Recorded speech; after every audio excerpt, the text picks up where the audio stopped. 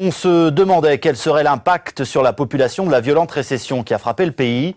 L'INSEE et l'Institut national de la statistique économique met aujourd'hui des chiffres en face de ce contexte de crise.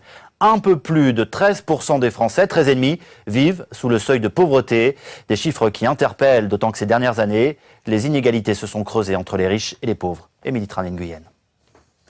Il n'y a pas de pain ? Non. Joëlle n'a pas toujours connu la pauvreté. De longues études, une carrière d'institutrice, mais elle démissionne, reste au chômage pendant 4 ans et passé 50 ans, difficile de retrouver un emploi, elle abandonne. Ah ben là voilà, l'attestation de dispense de recherche d'emploi. On exclut des demandeurs d'emploi, hein. Ça c'est pour nous enlever de la liste des demandeurs d'emploi, hein. On n'y est plus. Hein.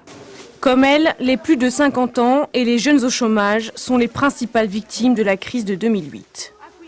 Les chômeurs sont plus touchés que les autres par la pauvreté, puisqu'il y a plus d'un tiers des chômeurs qui se situent sous le seuil de pauvreté. Ce qui s'est passé en 2009, année de crise, c'est que le chômage a globalement augmenté. Mais il a augmenté plus rapidement au sein des personnes modestes.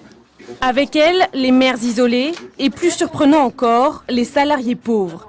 Plus de 10% des actifs sont aujourd'hui en dessous du seuil de pauvreté, des personnes qui vivent avec moins de 954 € par mois. Au total en France, le nombre de démunis est passé à 8,2 millions contre 7,8 millions en 2008. Dans le même temps, le niveau de vie des Français a continué d'augmenter, mais les inégalités se sont creusées. Les plus modestes ont vu leur niveau de vie baisser, tandis que les plus aisés se sont enrichis. Un constat qui pourrait bien alimenter le débat sur la taxation des plus riches.